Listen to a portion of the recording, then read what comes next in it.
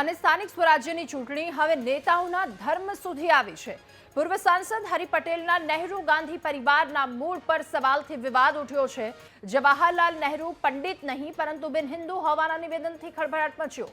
રાહુલ અને સોનિયા ગાંધીને બિન હિન્દુ ગણાવતા વિવાદનો મધપૂડો છેડાયો છે। ત્યારે ધોરાજીના સુપેડી ગામના ચૂંટણી કાર્યક્રમમાં ઉદ્ઘાટન સમયે પૂર્વ સાંસદા બોલ્યા છે।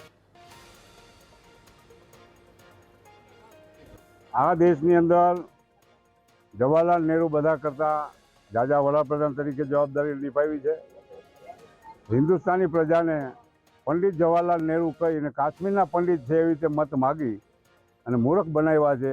એકચ્યુઅલી હકીકતમાં જવાહરલાલ નહેરુ કોઈ પંડિત હતા જ નહીં, મુસ્લિમના દીકરા હતા અને મુસ્લિમ તરીકે કોઈ મત ના આપે એટલે આ હિન્દુની બહુમતીવાળા દેશમાં શાસન જોતું હોય તો પંડિત તરીકે મત લીધા અને આપણી ગાંધી સરનેમ એક પણ પરિવાર ગાંધી પરિવારમાં જન્મો નથી છતાં અત્યારે ગાંધી પરિવારનું નામ હાલે। ઇન્દિરા ગાંધી, સોનિયા ગાંધી, મેનકા ગાંધી, રાહુલ ગાંધી અને પ્રિયંકા ગાંધી એ તો ક્રિશ્ચિયનો છે, મુસલમાનો છે, છતાં ગાંધી સરનેમ વાપરીને હિન્દુસ્તાનની પ્રજાને મૂર્ખ બનાવે છે અને સત્તા ભોગવે છે।